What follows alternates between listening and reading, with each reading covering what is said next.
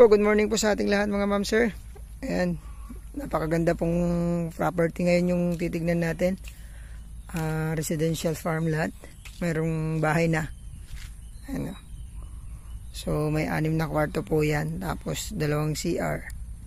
Tapos may fruit bearing trees. Kagandahan nito mga ma'am sir, back to back. Mayroong daan doon. So tingnan natin mamaya. At isa pang kagandahan nito, mayroon ng kuryente, may internet. Tapos may nawasan na rin sa lugar na to. Ito yung papuntang Provincial Road. Mga 500 meters lamang po. Paglabas mo dyan, 500, Provincial Road na. Tapos from town proper ng Balongaw, mga 3 to 4 kilometers. Nandun ka na po. From Carmen naman, nasa nasa 25 minutes. Sa Manila, 2 hours and 30 minutes nandito ka na.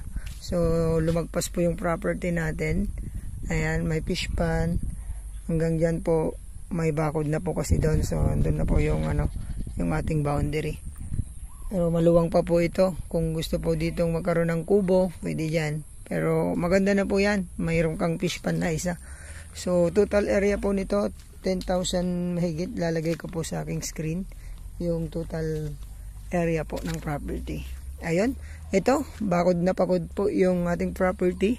Lalo na itong bahay na to. Napakaganda. Almost, 150 ang floor area niyan. So, napakaluwang. Tapos, bakod na rin siya. Tapos, mayroon siyang nara. Isa, mangga na 11 pieces na mangga. Tapos, milina. Meron na ring avocado, langka. Tapos, meron na ring duhat sa kasantol. Tapos sa likod, mangga, diretso doon. So papasili po sa inyo mamaya doon. Tapos may mga chiko pa to, kung nakikita. So doon, residential din sa likod. So back to residential parehas. Pwede siyang someday, kung gusto nyong ipasubdivide sa likod, pwede. Kalahati, 5,000 iwan nyo sa inyo to, kalahati. So pwede itong investment na pwedeng pagkakitaan someday pag ayaw nyo na po sa likod. Ayun, may internet, may water, na din doon.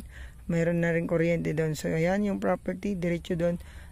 Try ko pong pasilip sa inyo sa likod, tapos puntahan natin yung back-to-back road niya. So, ayan, cemented road po yung ating mula po bayan ng Balongaw, cemented road po ito. Accessible siya. Pasok po ang ating 4 wheels. Papasilip po yun sa inyo sa harap. Ayan po yung harap po ng property.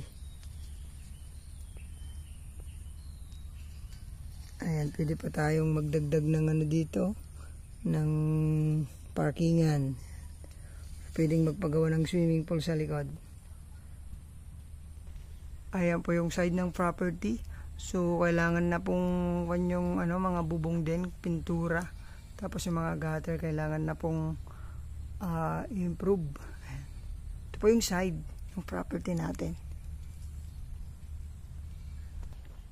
Ngayon, ito po yung nasa likod ng property yan. May mga fruit bearing pa rin siya. Tapos may ilaw na rin. Tapos tubig. Wifi. So, ganda po. Kunting ayos lang po itong bahay. Ayun po, nasa likod pa rin tayo. May mga kalamansi ding nakikita. Ayan. Doon po yung kanilang tubig.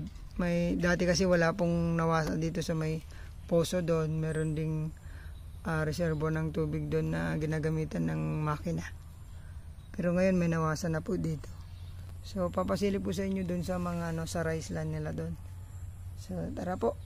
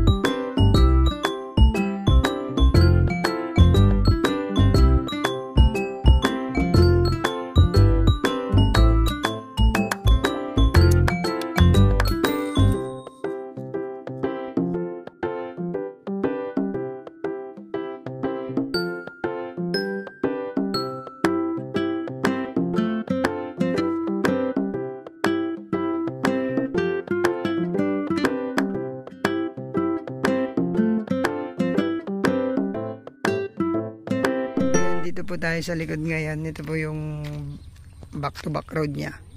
Pasin nyo po, residential na rin dito. Mayroong kuryente, may internet na rin. Nawasan doon na rin. Paano na rin dito. So pwedeng magbukas dito. May gate din po ito eh. Yan, nakabakod. Diretso po yun. Doon po tayo galing mga ma'am sir, yung bahay. So yung rice land nito, sigurado nasa ano to, mga nasa 7,000. May gate. Ayan, doon po yung bahay nila. So yung mga mangga, may 11 yung nabilang ko po. So ang ganda po ng ano ngayon. Ang ganda po ng palay nila. Ang tataba. So ang frontage nito more or less sa harap ang frontage nasa ano eh 30 to 35 meters. Pero itong frontage nito mga ano mga ganun din para square type. So maganda, naka-gate na.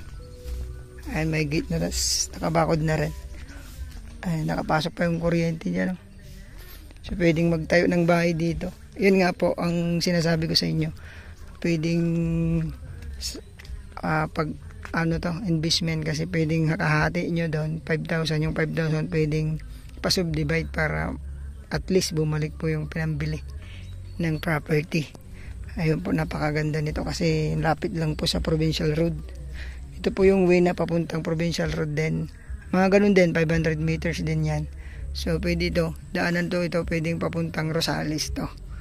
Government center ng Rosales, siguro wala pang 10 minutes nandun ka na sa government ng Rosales. So ito, galing tayo dun nga, yung bahay na yun. Ayan yung property na likod. So may sukat to na 10,000 mahigit. Titled property. Pangalan po ng seller natin. O yun, wala pong extrajudicial to. Ayon sa ating contact. Kapag magustuhan nyo po ito, ay tawagan nyo lang po ako sa aking number. Tapos message nyo ako sa aking Facebook account. Anytime pwede po kayong itripping sa lugar na to.